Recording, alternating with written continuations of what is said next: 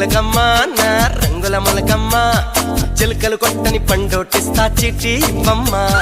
బాగా చూడమ్మా అక్కడ ఏం రాసుందమ్మా చీరె కట్టని చండి రాణికి జోడి ఎవరమ్మా నువ్వు కిందకి దిగి వస్తావా నన్ను పైకి రమ్మంటావా నడి మధ్యతో కాడిస్తావా అసలే ఇది రావణ లంక చెయ్యొద్దే నన్ను జింక దయానా నాపై నీకింకా